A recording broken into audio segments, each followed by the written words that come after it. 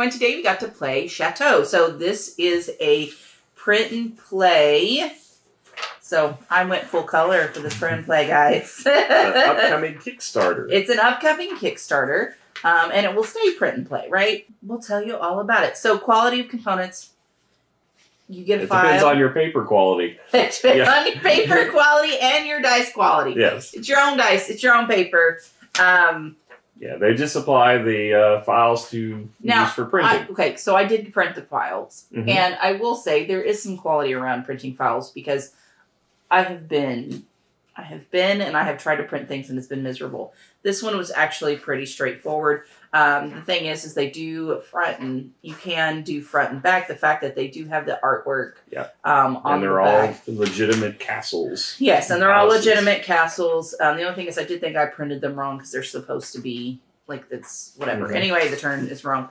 That was Miranda's problem. And the fact is, it's the print and play. Sometimes you get them kind of bare. Yeah. They did go all out actually on the art. So yeah, I mean, normally I don't back print and play type games, but with roll and writes, it actually makes a lot of sense because it saves on the distribution costs, and your net result of a roll and write is paper, pencil, and dice. I will say part of it. They have these large ones here, but then they also had the half page size, so you're not wasting like a crap ton of paper if you don't want to.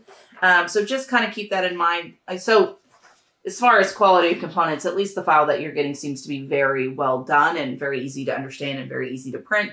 And you have the two different sizes, which you may not get elsewhere. So I did appreciate some of those aspects, which I think is kind of quality related when we go into print and plays strategically.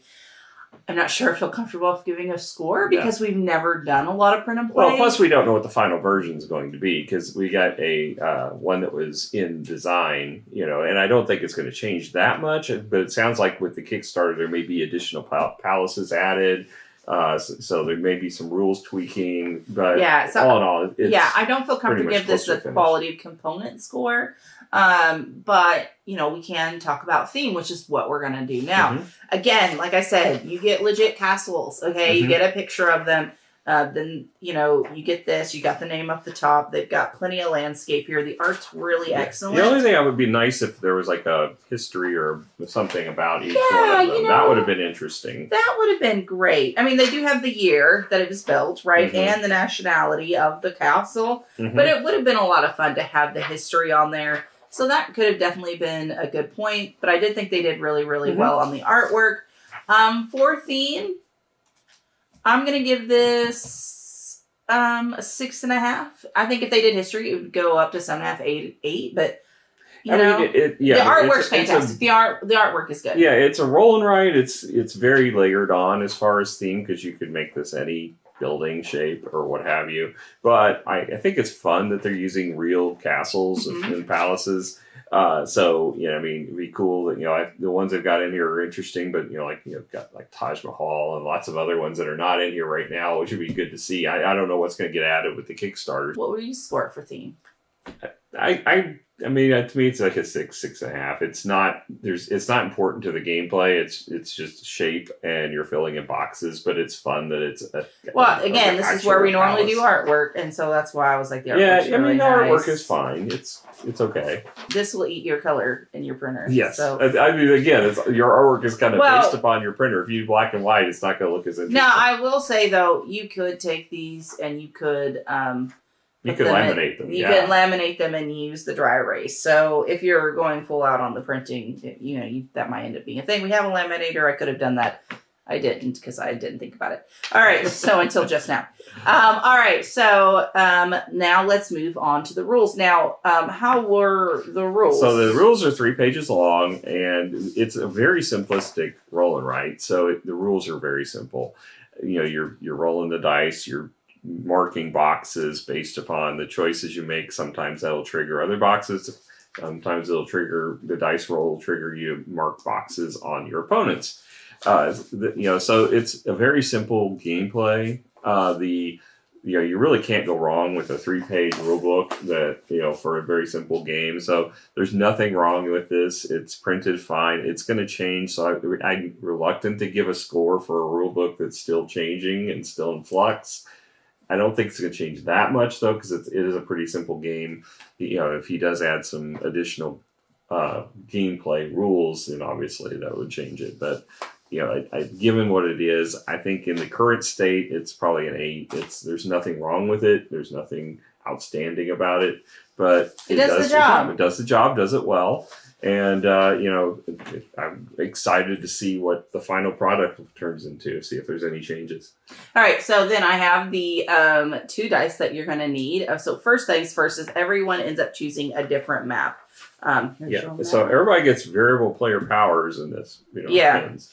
Oh, well, we'll just talk it out. Okay, so for example, this castle, I have these options. Now, your 2s and your 3s, you get as many of those as you like to use. However, that is not the case for 4 and 5s. You can only use those for most once. Players. For most players, again, there are some the one things. You gave me, actually, you can use all of your numbers over and over again. Yeah, well, you suck. Okay, so then there is a special ability here in this corner here. So basically when the 5 occurs, I get to take it twice instead of once. The one time. I get to only do that one time. So, but every board does look different. And each one has their own powers. Like Randy, he does got the one that the 4 and 5 does infinite loop. Okay. All right. So here's what happens. So someone rolls 2 dice. Now, we ended up having the dice float around because we don't know. It doesn't really matter, but it just helped us keep track of who's doing what. All right, so 2 and 4. So then I've got a 2 set and I've got a 4 set. I will say though, beforehand, you are supposed to give your castle to another person, and they're going to try to mess up your board. Yeah, and you're going to try to mess up somebody else's board. They're going to put in some blocks into it to make as obstacles for you as you go through. And anytime a 1 is rolled, they're going to add more obstacles. They're going to put 1 dot or 1 X in one space, which may cause you to lose some of your bonuses or make it tougher to get a shape to fit. So, you've got some interaction with players, but very little. Which is the way I like it. All right, so again, I have the 2 and the 4. So I have a 2Z that I'm going to end up drawing, and then I have a 4. I get to choose my 4, but then I have to mark off that 4. You don't. I do. And then... but I don't have any choice. I have to take the shape that I'm given. Right, you've got... Which my 4 is only a 3, and my 5 is only a 4, so it's smaller. Oh, okay, so that sucks. For you, not for me. All right, so... So then you put it on the board, then the next person rolls, and we just keep... And now everyone gets these dice. So he gets to play a 2 and a 4. I get to play 2 and a 4. And then, again, you can rotate the dice. That's what we did. You don't have to. Mm-hmm. So someone can roll the whole time. Like, if you've got a bunch of people that just stare at you and don't want to, you got a few of those that don't want to keep the maintenance of the board. That's me normally. So if that does occur, it doesn't matter that only one person's rolling because everyone gets those dice. Yeah. But it does help signify, okay, this game's end, everyone's done. Mm-hmm. Now it's now we're doing someone else to roll. So that did help with that piece. The other roll that's distinct is the 6. So if a 6 comes up, there's symbols on your board that have different shapes, like things you would see in a palace, like thrones or a treasure, or they have rings or whatever. If you get that, you can mark that symbol off on your board, and you can cross off every one of those symbols on your board. So assuming someone else hasn't dropped an X on that one, you'll get a chance to do 3 or 2 or 3, 4 at once, whatever the number of them you have are. So you can scratch out all those. It speeds up the goal is to fill your board, so it speeds up that process. So that's a neat little feature. The other thing is you have a hammer. So if you cover a hammer, you can then mark again to take another X and put it on another space. So potentially you could cross off multiple hammers at once as well. Yeah, I mean, really you don't want to, because then you end up creating obstacles in your way. So it makes it a little bit harder. Mm-hmm. And that's just my perspective on it. That's why I didn't feel like that was necessary. I like to use hammers when I had an open spot. And I'm not, so that's where that was super helpful. All right. Overall, it's a fairly straightforward game. it's a fun filler game. I Yeah, think yeah, it's fine. There's roll and writes. You get those on the simple side, like Super Mega Lucky Box, which are fun and light and good gap and fillers. and they have a space. Yeah, they have a space. And then you've got the other extreme, like the Hadrian's Wall or the Three Sisters. We're big fans of the heavier ones, but it's also nice. We enjoy Super Mega Lucky Box sometimes too. Yeah, so this is a little more in depth than Super Mega Lucky Box. I don't think it's that much more in depth. Yeah. But it's nice, and like I said, the artwork actually is really pretty, and it's nice to look at, and I can see people associating with it more. Again, because it's super straightforward and easy to teach, easy to learn. I do think long term we would probably end up putting laminate because I don't having to constantly remember to print them and things like that. I just don't see us doing. Yeah. But overall, would you play it again? Yeah, I mean it's for the first time I've seen a variable player power introduced into a roll and write. I think they did a good job with keeping it kind of even kill. Yeah, it didn't feel like anybody ran away with it.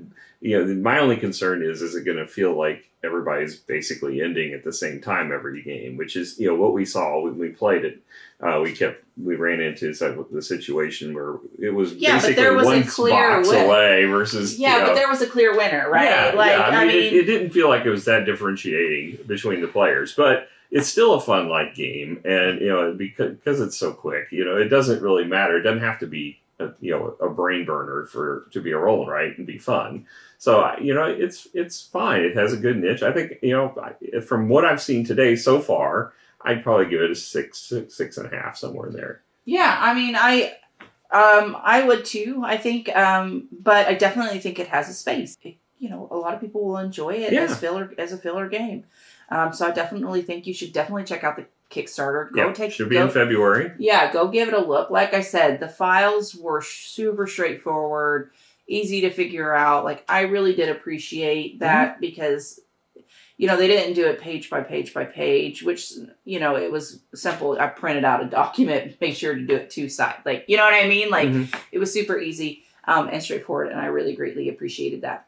Well, guys, thank you so much for joining us. We had an absolute blast. Down below will be the link for the Kickstarter once it does open up. So if you need to find it later or whatever, we don't have it now, but I'm sure we will at some point, and we'll add it to the comments section. Thank you, guys. Bye. Bye.